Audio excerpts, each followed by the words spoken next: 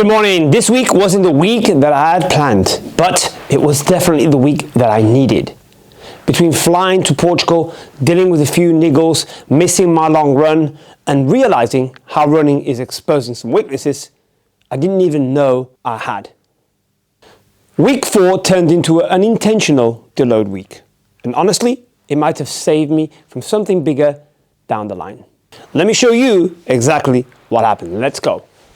If you're wondering why I'm wearing this, it's -1 outside. Anyway, Monday started strong. 4 a.m. alarm, out of the door, into a 3-degree cold and straight into a short tempo run. Today's not any better. -1 out there. Pretty dark, it's 5 in the morning. So this was one of those sessions where the body refuses to wake up. Just wasn't happening, I wasn't feeling it. It usually takes me about 3 miles to settle into a run. But this run was basically 3 miles. So how do I settle into a run when it takes me 3 miles? So it felt like one long warm-up I never got to finish. So here are the splits. In mile 1, I was doing 11:42 per mile. Pretty poor. Mile 2, 9:26. Mile 3, 9:34. So kind of what the runner-up was asking me for. But it took me a while to get into it. It wasn't pretty, but I showed up. That was Monday. So Tuesday was the classic hybrid training in the real world. No perfect 90-minute or an hour training window for me, unfortunately. Just finding gaps between clients is when I try to get some of my sessions in, and that's the way I deal with my life. So 4:30 a.m.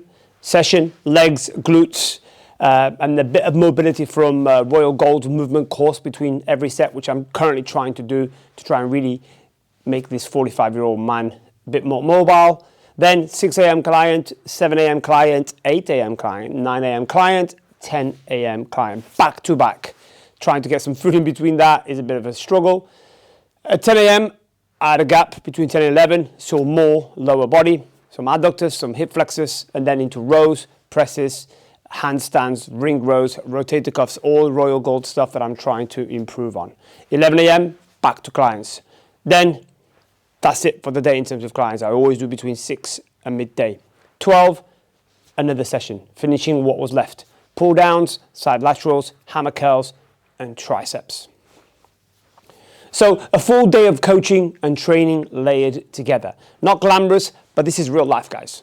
Wednesday, I was up at 2 a.m. to fly to Portugal. I had a little family break to go to see my grandma. Grandma's not feeling too good. She's not well. So travel, airport, toddler, luggage, no rest. But when we finally got our Airbnb sorted and Rosalie went down for her nap because she was up so early, I thought, let me head out for my easy run along the Matosinhos coast. Honestly, incredible. I did not care about pace. I did not care about splits. Actually, to breathe in, take the sea breeze, the beautiful sun, and just enjoy. Running in my home country just hit differently. The waves, the sun, the coastline. I never thought I'd run here because running was something I thought I would do, but I actually felt incredible. My splits were nothing to talk about, really, if I'm honest with you. 12:02 first mile, 11:59 second mile, 11:39 third, 12:05 fourth. Very slow, but a beautiful, slow, scenic run. Exactly what my mind and my body needed that day. So from Thursday onwards is where things changed a little bit. I started picking up a left hip TFL vastus lateralis issue that's now stopping me from doing things like extensions, lunges, back squat, not even back squats, more the leg press, hack squat stuff I do. Anything quad based or quad dominant is causing a bit of an issue. Even going up the stairs can feel a bit odd. And this is where I think running is exposing me. Running didn't cause the injury. Running revealed the imbalances that a lifetime of bodybuilding is created and is hiding. I'm pivoting. I always think about Friends when the word pivot comes along. Pivot, pivot. Anyway, at Academia Workout, now known as Focus, one of the best, my favorite gyms in Portugal, I built the whole session around lower body focus with things like single leg glute max stuff, single leg glute mid stuff, single leg hinges, adductors, hamstrings, incorporating a lot of isometrics. Calves is something that I really believe are massive when it comes to running. So leg movements that I can currently tolerate, and also it helps me with the running side of things. And then I did a bit of upper body towards the end, trying to protect this right shoulder, which has been a niggling problem for a long, long time. No ego lifts, just building the stability and the strength where I am weak, and trying not to make things any worse than they already are. So this became a rebuilding phase. Now, it wasn't really planned, but it was necessary, and actually changed my thought process going forward with my training to try and make sure I don't get injured as I get ready for this marathon, whilst trying to keep the muscle mass that I've built over the years. As for Sunday, it was a full travel day back to England, and I missed my long run, which was supposed to be a 6-mile run. It was never going to happen. My daughter wasn't feeling well, long day of travel. Normally, that would have annoyed me quite a bit, but looking at how I'm feeling at the moment, the circumstances, and the fact that this week turned into a deload week, I genuinely think it saved me from pushing into an actual injury, and also an actual brain injury, just because it was a very long day Sunday. Whiteboard stats, comparing both last week to the prior week.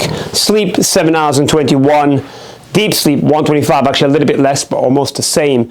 REM sleep, 132, a little bit less than 144.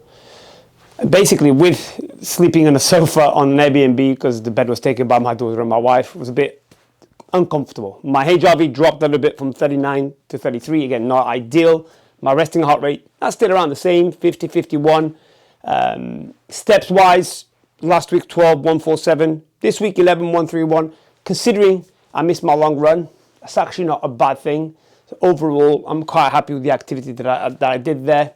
The one thing that's changed quite a bit was my nutrition. When I'm away, although I do my best to track using things like ChatGPT, my calories 3,212 compared to 965, way above my usual set, which is supposed to be between 2.8 and 3.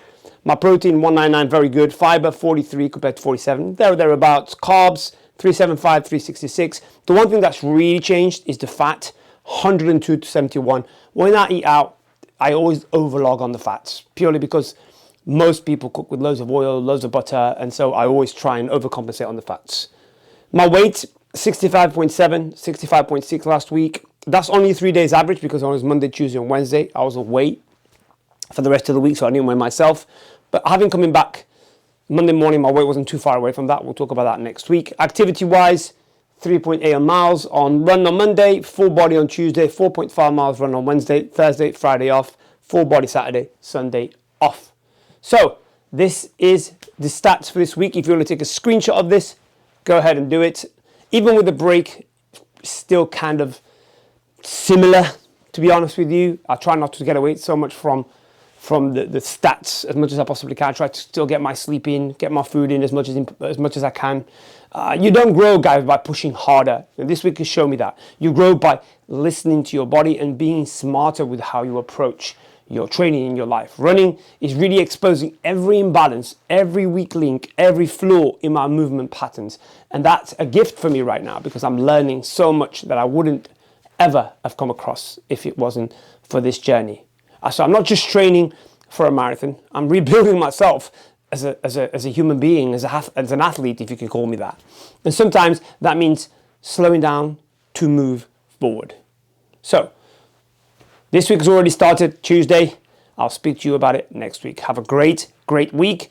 Smash your goals, and make sure, if you're following this journey, that you like, subscribe, share, and don't forget to donate to the British Art Foundation, which is why we are doing this. So if you are enjoying this, please donate £1 if you can. That will help towards the goal of raising more awareness and more help for people that need it. Thank you for watching. I'll see you on the next video.